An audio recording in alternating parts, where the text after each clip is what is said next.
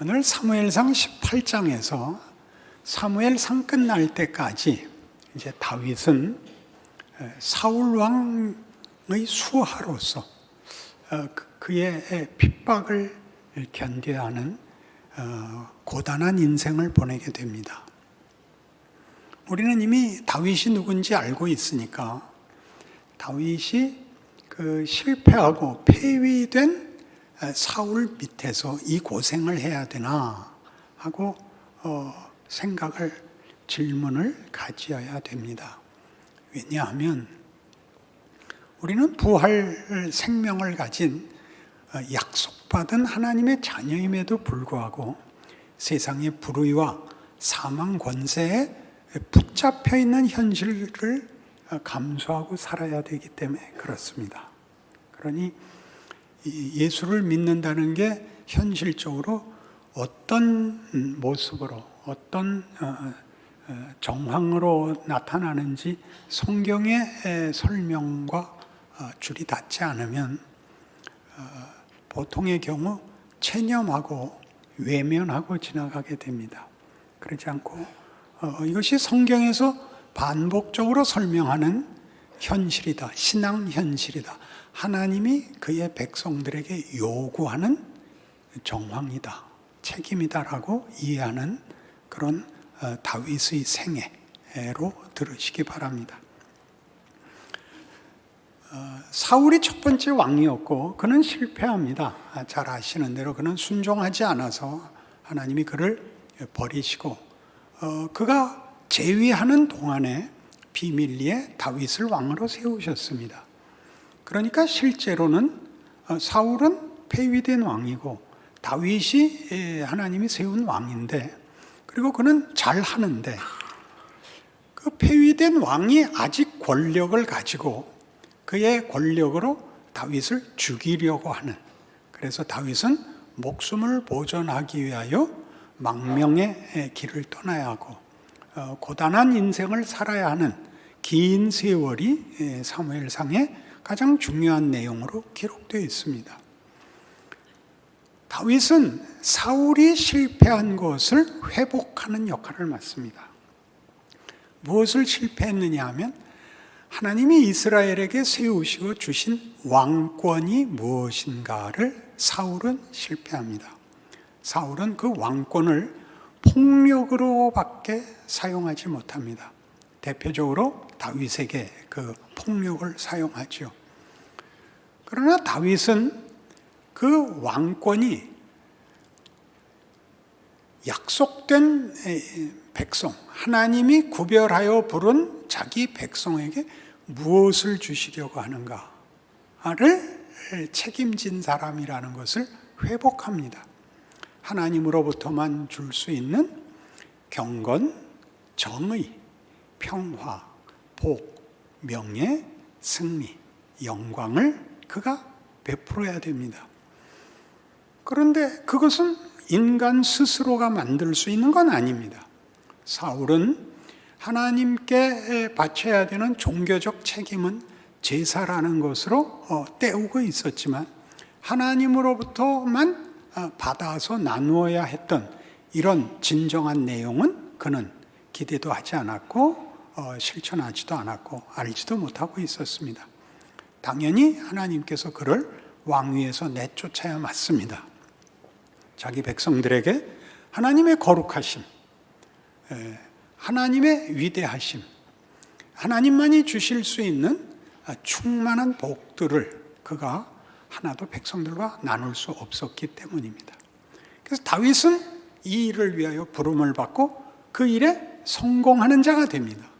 그런데 이 성공을 하나님이 이 조건, 실패한, 불가능한, 그러나 권력을 갖고 있는, 그래서 권력을 잘못 쓰고 있는 사울왕 밑에서 그 잘못된 권력에 의하여 피해를 입는 조건 속에서 만드신다는 사실이 다윗 생애의 가장 중요한 메시지가 됩니다. 여러분의 현실하고 매우 흡사하지 않습니까? 빛이 되고 소금이 되고 하나님의 은혜를 나누고 싶고, 그래서 여러분이 빨리 왕권을 가져야 되는데 하나님이 그 왕권을 주시고 실제로는 세상이 가지는 죄와 사망의 권력 밑에서 그들 때문에 피해를 입고 그들 때문에 도망을 다녀야 하고 고난을 받는 자리, 그런 상황 속에서 여러분에게 그 왕권을 회복하라고, 성공하라고 명하고 있는 현실과 일치합니다. 그래서 우리는 이 문제를 성경이 얼마나 깊이 그리고 분명하게 가르쳤는가를 확인할 필요가 다시 있습니다. 시편 105편으로 가십시다. 시편 105편 17절. 요셉의 일생을 간략히 다룬 시편입니다. 그가 한 사람을 앞서 보내셨으며 요셉이 종으로 팔렸도다. 그의 발은 착고를 차고 그의 몸은 쇠사슬에 매였으니 곧 여호와의 말씀이 응할 때까지라. 그의 말씀이 그를 단련하였도다. 왕이 사람을 보내어 그를 석방하며 뭇 백성의 통치자가 그를 자유롭게 하였도다.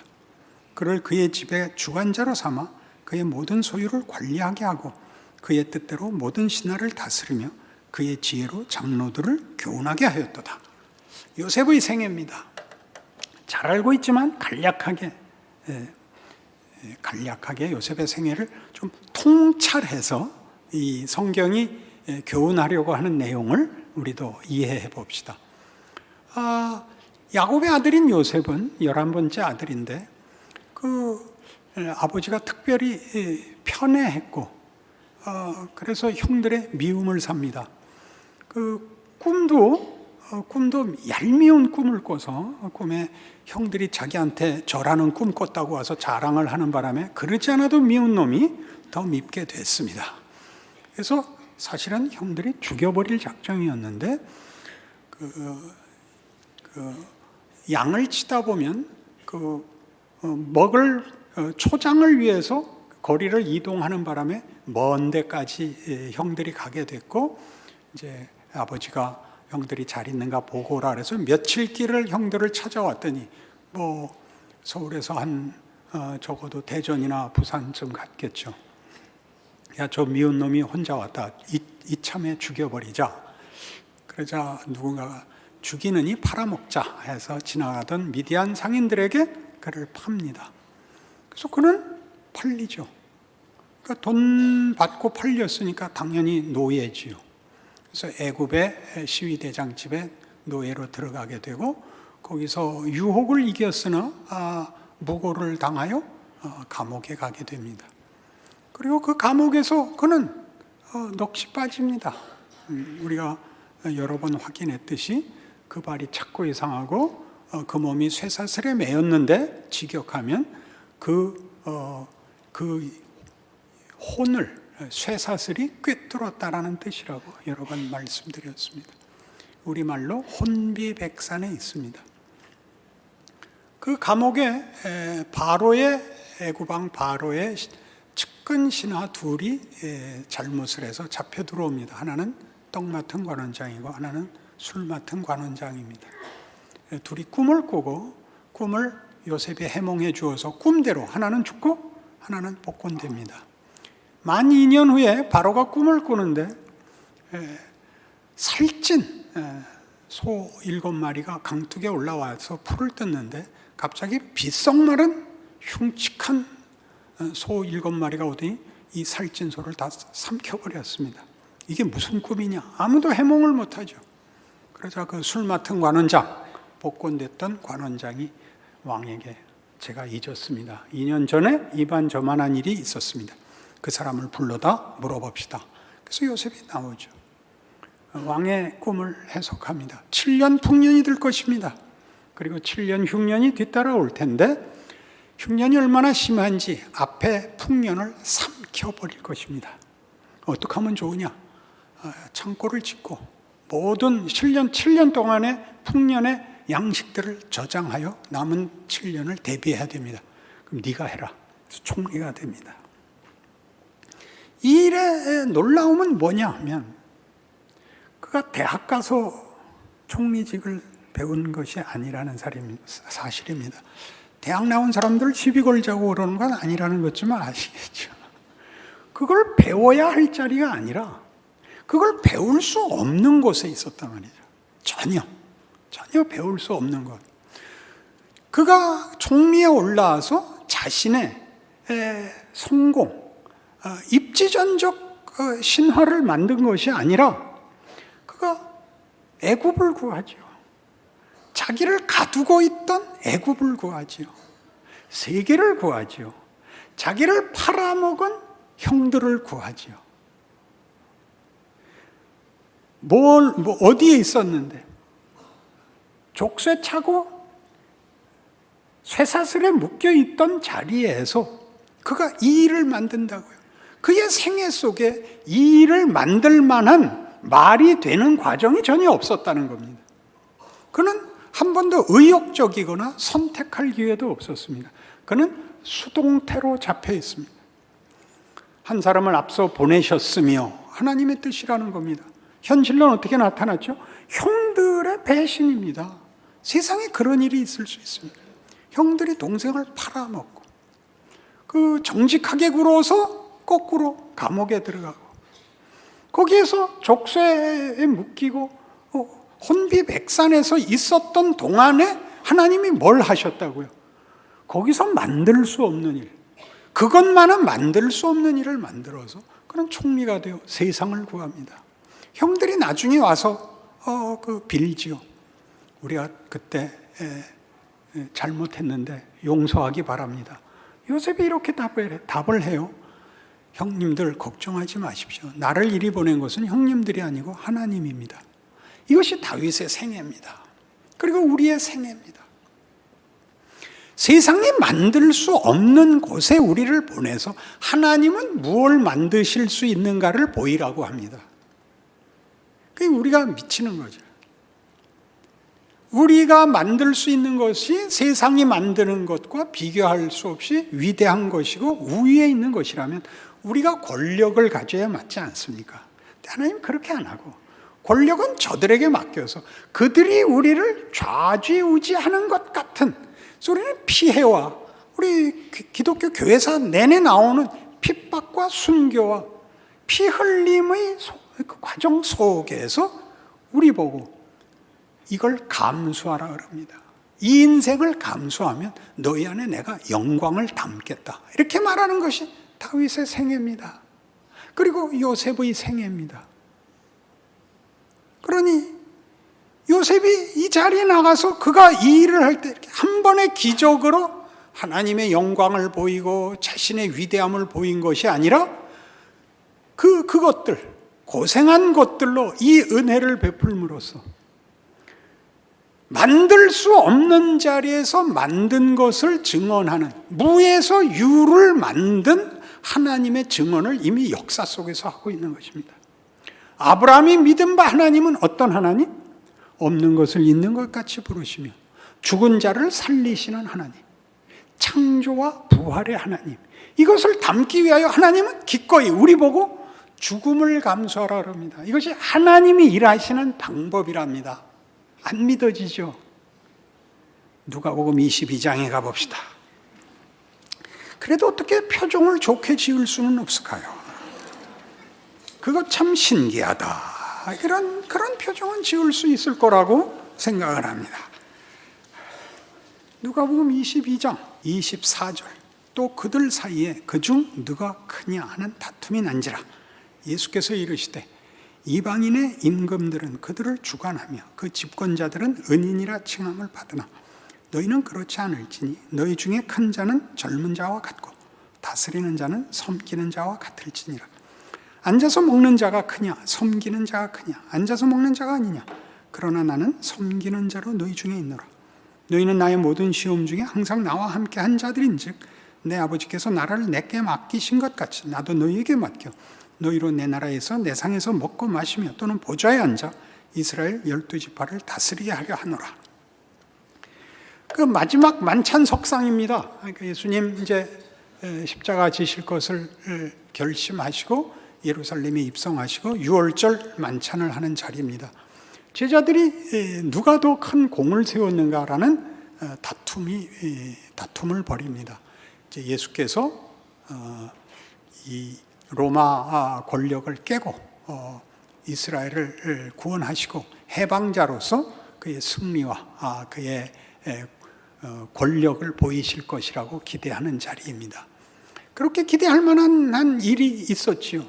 죽은 자를 살리고 귀신을 쫓아내고 바다를 잠잠케 합니다. 뭐가 더 필요하겠습니까? 근데 예수께서 말씀하시기를 이 세상은 권력을 가지는 사람이 상좌에 앉고 대접을 받지만 내 나라는 그렇지 않다. 내 나라는 높은 자가 낮은 자를 섬기는 나라다. 이런 말이 안 되는 말씀을 하십니다. 그러면서 이렇게 얘기하죠. 시몬아 시몬아 보라, 사단이 너희를 밀가부르듯 하려고 요구하였으나 그러나 내가 너를 위하여 네 믿음이 떨어지지 않기를 기도하였노니 너는 돌이킨 후에 내 영지를 굳게 하라. 어떤 시험을 받죠? 예수가 죽는 걸 보고 다 도망가는 이 시험을 받죠. 우리는 그가 메시아인 줄 알았는데 아니더라. 엠마오로 가는 두 제자의 고백이죠. 너희들 왜 이렇게 근심하는 얼굴로 가냐? 무슨 일이 있었냐? 당신은 모릅니까? 예루살렘에서 일어난 일을 모릅니까? 우리가 모신 선생님이 메시아인 줄 알았습니다. 그는 큰 기적을 행했습니다. 그는 못하실 것이 없는 분이었습니다. 그런데 이상하게 그냥 잡혀 죽었습니다. 그래서 우리는 절망에 빠져서 이렇게 피난을 가고 있습니다. 그 시험이죠. 그 시험을 이렇게 구체적으로 베드로가 확정을 시킵니다. 그가 말하되 주여 내가 주와 함께 오게도 죽는데도 가기를 각오하였나이다. 이르시되 베드로야 내가 네게 말하노니 오늘 닭 울기 전에 네가 3번 나를 모른다고 부인하리라. 과정에 어떤 어려움이 있더라도 제가 같이 할 수 있습니다. 결국 승리하실 것이라고 제가 믿습니다. 그러니 제가 어떤 고난도 어떤 핍박도 같이 가서 이 궁극적 승리를 이루실 것을 내가 믿고 충성되이 주를 따르겠습니다. 닭 울기 전에 3번. 그 비자 하나가 나와서 너 그의 제자였다. 아니다. 너 그의 제자였다가 뭐길래? 그게 이미 가진 권력의 소리 아닙니까? 네가 그의 제자다가 확인이 되면 같이 붙들려 들어가야 죽어야 되는, 예수가 잡혀가고 위기에 처했는데도 하늘 권세는 세상 권세를 이기는 모습으로 안 나타나는 겁니다. 그 비자 앞에서도 부인을 해야 되죠. 어떤 사람이 네가 정령 그 중에 하나라 저주하며 부인하는 자리까지 오죠. 왜요? 예수가 저 지경까지 가면 나왔어야 되는 하나님의 확인, 권력이 등장하지 않기 때문에 무너져 내리죠. 더 갑시다. 마태복음 16장 16절. 시몬 베드로가 대답하여 이르되 주는 그리스도시요 살아계신 하나님의 아들이시니이다. 예수께서 대답하여 이르시되 바요나 시몬아 네가 복이 있도다. 이를 네게 알게 하니는 혈육이 아니요 하늘에 계신 내 아버지시니라. 또 내가 네게 이르노니 너는 베드로라. 내가 이 반석 위에 내 교회를 세우리니 음부의 권세가 이기지 못하리라. 내가 천국 열쇠를 네게 주리니 네가 땅에서 무엇이든지 매면 하늘에서도 매일 것이요 내가 땅에서 무엇이든지 풀면 하늘에서도 풀리리라 하시고 이에 제자들에게 경고하사 자기가 그리스도인 것을 아무에게도 이르지 말라 하시니라. 이때로부터 예수 그리스도께서 자기가 예루살렘에 올라가 장로들과 대제사장들과 서기관들에게 많은 고난을 받고 죽임을 당하고 제3일에 살아나야 할 것을 제자들에게 비로소 나타내시니 베드로가 예수를 붙들고 항변하여 이르되 주여 그리 마옵소서 이 일이 결코 죽게 미치지 아니하리다. 예수께서 돌이키시며 베드로에게 이르시되 사탄아 내 뒤로 물러가라. 너는 나를 넘어지게 하는 자로다. 네가 하나님의 일을 생각지 아니하고 도리어 사람의 일을 생각하는도다 하시고 이에 예수께서 제자들에게 이르시되 누구든지 나를 따라오려거든 자기를 부인하고 자기 십자가를 지고 나를 따를 것이니라. 이렇게 됩니다. 영광된 교회를 약속하신 예수께서 죽으시겠답니다. 말이 되질 않죠. 그럴 수 없습니다. 저라도 미력을 다하여 주의 승리를, 구원 사역의 완성을 돕겠습니다. 그런 말씀하지 마십시오. 그렇죠. 무슨 꾸중이 돌아온다고요? 사탄아 내 뒤로 물러가라. 내 나라는 폭력으로 세울 수 있는 나라가 아니다. 그런 말입니다. 내 나라는 폭력에 의하여 성립하지 않는다. 내 나라는 이 모든 폭력과 이 죄를 뒤집어 엎어서 힘으로가 아니라 자기를 부인하고 자기 십자가를 지는 방식으로, 섬김으로, 다윗이 사울의 폭력의 희생자가 되어서 그 안에 담으시는 하나님의 통치와 우리에게 목적하시는 영광이 폭력과 공포와 다른 것임을, 폭력의 결과도 아니요, 폭력을 이긴 폭력도 아니요, 길이 다른, 내용이 다른 것임을 우리에게 가르치듯이 우리 생에 그 일을 하시겠답니다. 그 주께서 그 일을 하실 겁니다. 그러니 베드로가 말하는 그리 마옵소서는 너는 이 폭력을 힘으로 이기자는 그런 말을 함으로써 내가 가야 하는 길을 막는 사탄이다. 이게 가장 큰 시험이다.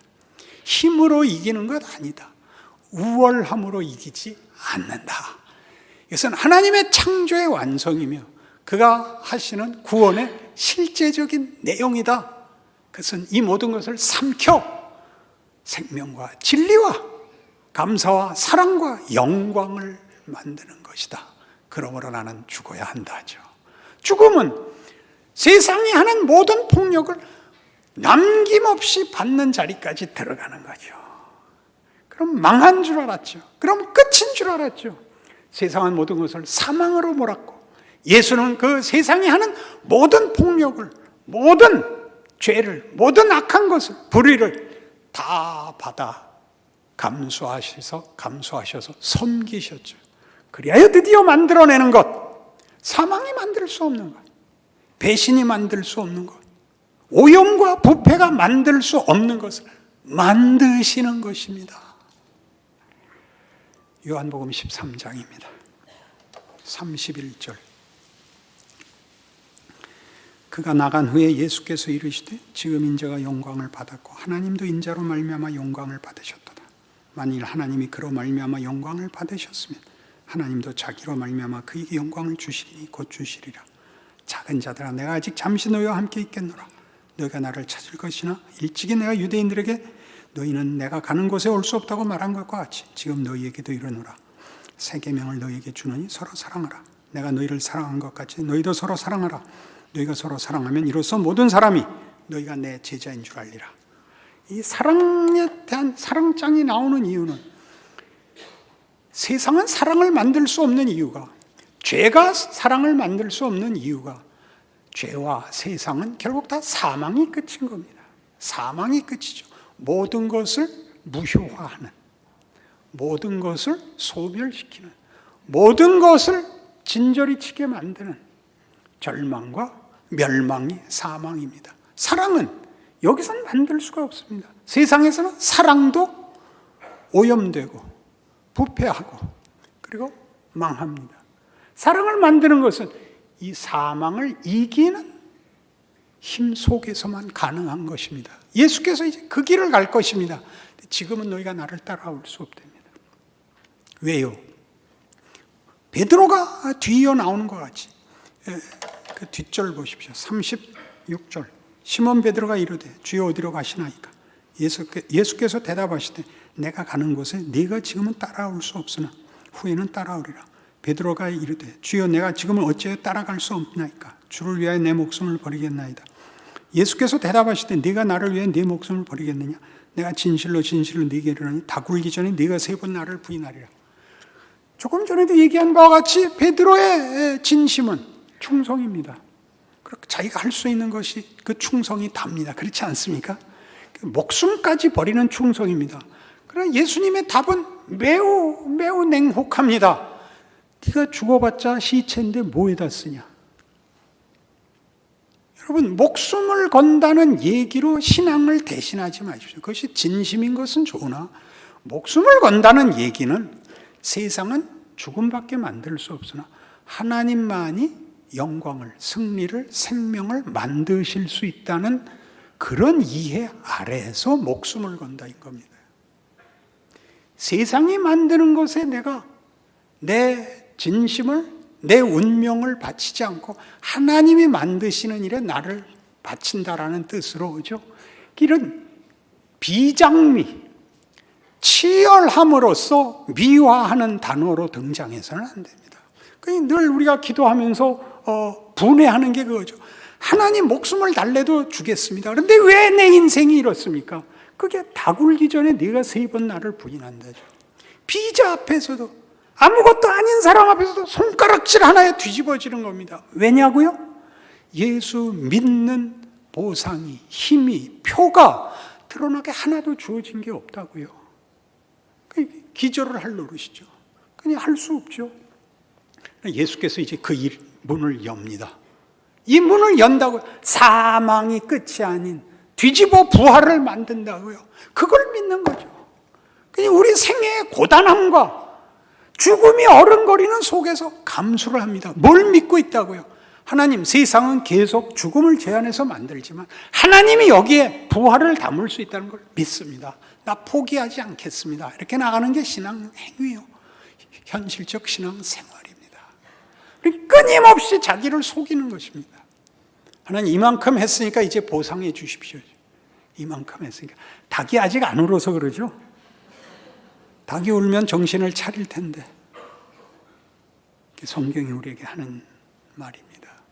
그래서 14장 6절 5절부터 보죠. 도마가 이르되 주여 주께서 어디로 가시는지 우리가 알지 못하거늘 그 길을 어찌 알겠사옵나이까. 예수께서 이르시되 내가 곧 길이요 진리요 생명이니 나로 말미암지 않고는 아버지께로 올 자가 없느니라. 예수를 안 믿으면 안 된다라는 뜻은 예수가 아니면 창조와 구원과 부활이 있을 수 없습니다. 그래서 우리의 노력도 심지어 믿음이라는 이름으로도 갖다 붙이면 안 됩니다. 믿음이란 하나님이 예수 안에서 일으키신 은혜, 기적이라는 말을 우리 성경이 만든 말입니다. 우리 세상에 사는 것 같이 신뢰, 뭐라 그러죠?